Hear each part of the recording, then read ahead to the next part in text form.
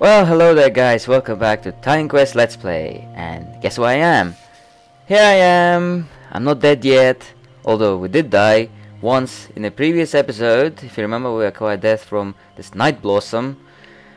But life goes on and we continue, so we had a couple of unspent attribute points. Hey, give us some space.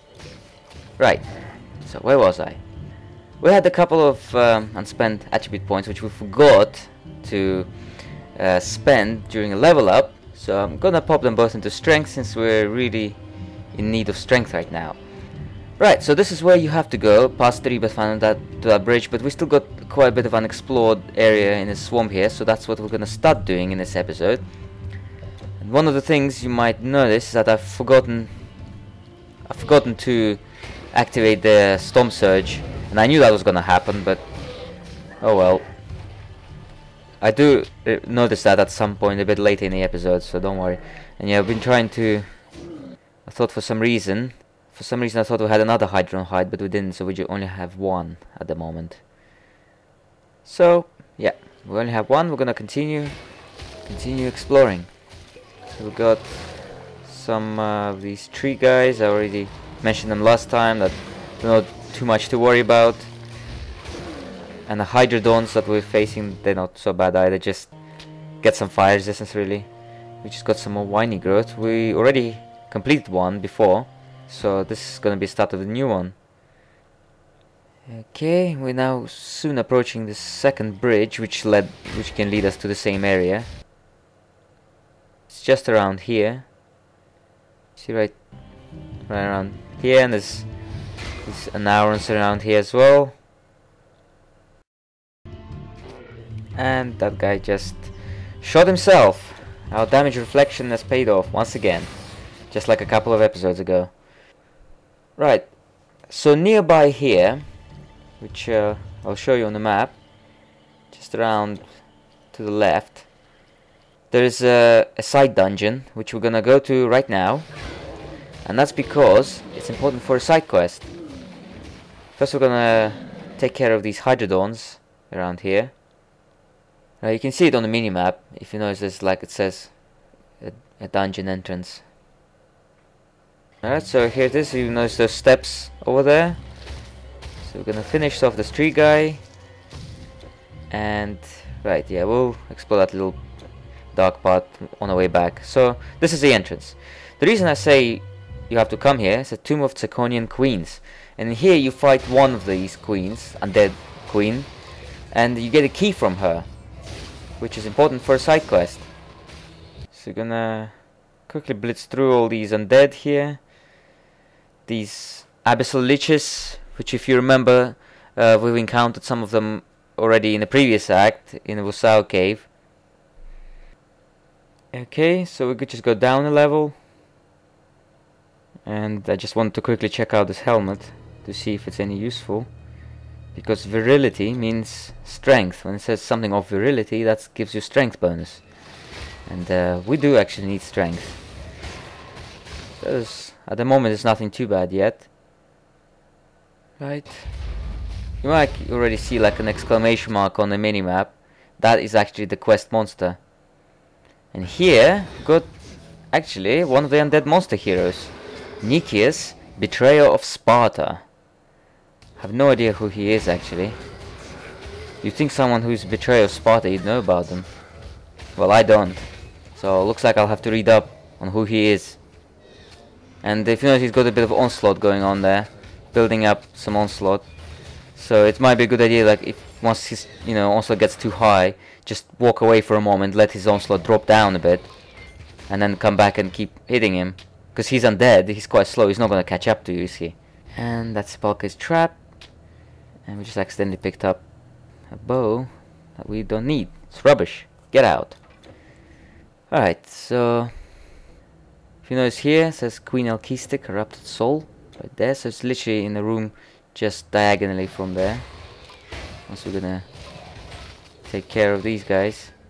Just make sure you clear out all the enemies. You don't want to have too many of them on you. Not that, I mean, this Queen Alkista is not exactly hard. Just still, it's Act 4. You gotta be careful. Alright, so just lure some of these, as many of these guys as possible out of the room. Take care of them before the queen herself comes in. And there she is. And she shoots 3 flaming arrows at the same time, you know, in a bit of a spread. So if you're a bit too close to her, they will all actually hit you and can hurt a bit. But yeah, we're managing to tank her fine actually. There we go. Beating her. Wasn't too hard at all. And there we go, Ancient Moon Key. So you pick that up, that's a quest item. There, we got the Moon Key. Next one is we're gonna find the Sun Key from another undead hero. This is for this quest here, the Wealth of the Ancient Kings. So another undead monster here is gonna drop a Sun Key, and then once we got both the Moon Key and the Sun Key, we go into the last of the dungeons in this area, and it will have a treasure at the end of it, which we put both keys in it and get tons of treasure, which is a nice little side quest if you think about it. It's actually not little, it's pretty big if you consider it. It's 3 dungeons you have to kind of go, and I think it's just 2 monster heroes. I don't remember if there was one at the end of the treasure dungeon. Guess we'll find out soon enough. And this last bottom level, it's optional, you don't really have to come here. It's a bit of a flooded level, and it's full of hydrodons. Looks like they've made themselves a nice home here. It looks like I was wrong when I said there's always one of those black tongues in a pack. We just found 2. And there's a 3rd one hiding around here. I'm not sure what these black tongue ones do exactly. I mean, they don't breathe fire. I think they just they're a bit stronger in terms of melee, I think. Alright, so we just got a random majestic chest here in the corner, and didn't give us anything substantial. Just gonna finish checking. Gonna kill every single hydrodon in here. You! Last one! You're gonna die. There we go. Okay. So that would be the entire dungeon explored, so I'll see you just outside. See you in a bit. Here we are, outside the dungeon. I saved you the backtracking, and this is where I realized that the Storm Surge, I didn't have it activated, so I was like, you know, gonna have to activate it. And we're probably gonna forget it some of the time because it's on a different hotbar, you know. But I'll try my best to remember. You know, always forget to do something at the beginning. Well, anyway, so we're backtracking this way back to the rebirth fountain where we started. That was like half the episode. All we did was just went to the dungeon to get a moon key.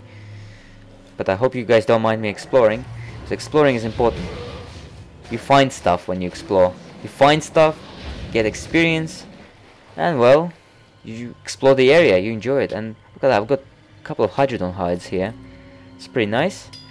So we're gonna combine them all. Now we've got 3 in just 1 episode. Right, so we're at this rebirth fountain, so this is where you have to go, through this bridge. And a lot of the time there's actually a hydrodon trapped underneath in the waters down there. There's a lot of time. It's too bad there isn't one now, but... And here we are, Tsakonian Ruins. And instantly we're greeted with some... right at the end by some hydrodons and... Aurons. And we've got another hydrodon hide. That's the 4th one now. This is amazing. We've got a good drop seed of hydrodon hides in this episode. Look at that guy over there. Look at him. He's carrying the Flame Ward epic shield. Can you see it? I love it how in this game it's really prominent, like any enemy that carries unique gear, it's actually visible. It's really nice. So here it is, Flame Ward. Got to pick it up. I'm gonna check it out. It's not so bad. It's 10% damage reflected, some tons of fire resistance, but I can already tell our current shield is better because we're losing out some piercing resistance when we're putting this one on, and we really need piercing resistance right now. We don't need that much fire. I've got already some good fire. And we're losing some defensive ability, so no. Piercing resistance and defensive ability, 2 most important things in Act 4, so I'm not gonna be putting that shield on. It's not like we're low on fire, you know. Our fire is 54%. Alright, so Tsakonian Ruins, and they are full of these Aurons. I mean, there are some other enemies as well, but Aurons are just pretty much 80% of the population. I have no idea what they lost here.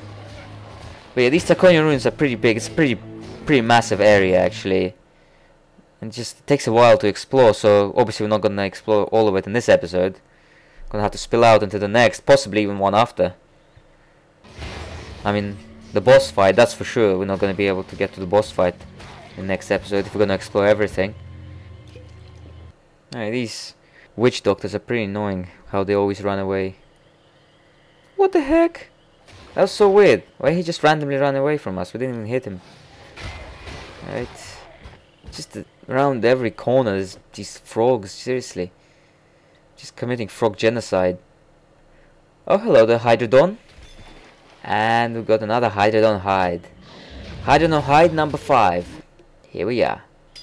Combine it, and we've completed Hydrodon. We get defensive ability as a completion bonus, and there's another one attacking us already. Seriously, mate, just piss off. Right, just gonna get some privacy so we can actually check out the reg. And I actually forgot to. I was advised by a friend to put this Blade of Thanatos on my weapon, which was a good point, which I forgot to do. So yeah, it's gonna be really helpful because we don't have anything on our current weapon at the moment. And I'm thinking, where shall I put this Hydrodon hide, because it could be quite useful actually. We got defensive ability bonus and less damage from beasts. It's pretty nice. So I'm going to be putting on these greaves, I think, because these greaves are quite nice. They give us defensive ability as well. Alright, so I'm gonna put it on there. Give us some defensive ability bonus. So it went from 336 to 371. Our defensive ability is pretty much set for the whole of Act 4. 371 is a good value to have. So yeah, as far as defensive ability is concerned, we shouldn't worry about it too much anymore. Go on, use Grace. That would be our second piece. Here it is, gonna combine it. It would be nice to get third piece as well, because Go on, use Grace is quite a nice relic. Although it's only equipable on the torso. Right, so we're gonna continue exploring this huge, wide open area. Oh my god, the number of Hydrodons here is ridiculous. I wonder what sort of food chain is in this place. I mean, do Hydrodons eat the Anarons by any chance? I mean, they look like they should. I mean, why wouldn't they? They could probably eat on those crabs as well. I mean, you wouldn't think a beast with sharp teeth, claws, and that can breathe fire is gonna eat plant food. It's not gonna work, is it? So I'm surprised that all these populations of animals are existing. I'm talking rubbish. Seriously, I should stop talking rubbish. Right, and around here it's actually blocked, so you can't go past here. You have to go around through another way. If you notice, there's actually a rebirth fountain just a bit further, but it's obviously on the other side. Right. I hope we can keep up and not die like we did in the last episode. I mean, if you haven't seen the last episode yet, then go ahead and check it out. It's a priceless episode, unmissable, you know. The episode where I get the first death to no one other than the Night Blossom. A giant flower that spits poison projectiles. Yep. So, how many more of them are here? Seriously. This entire area is pretty much just frogs, frogs, and frogs. I kind of think they did a bit of an overkill here. It's just too many of them. Then again, it's a huge area. I would have rather this area was a bit smaller. It is a nice area though. Looks really nice. I really like these, this kind of theme of the ruins which are overgrown by a huge amount of plant life. It's a very nice concept. I like it when games have that. Right, and here we've got the Bramblewood Bow, which, if I'm not mistaken, is another one of the monster rares from these guys. Here it is. It's not awfully great, although I think sometimes it has nice bonuses in it. Sometimes it could have nice prefixes and suffixes. So yeah, the one we got now isn't anything special. Not that we need it anyway. I mean, we're not archers, so who cares? And I'm not entirely sure why the Rhodes music is playing in here right now. Alright, so we made a bit of a circle here. Some more Hydrodons. Yeah, I made a bit of a circle here, just explored the chunk.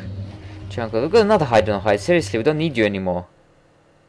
Okay, yeah, so I'm gonna start getting another one. Another Hydrodon hide completed. I mean, we're gonna find plenty of Hydrodons in the underworld as well. They seem to be living both in the normal life realm and in the underworld. Strange creatures they are.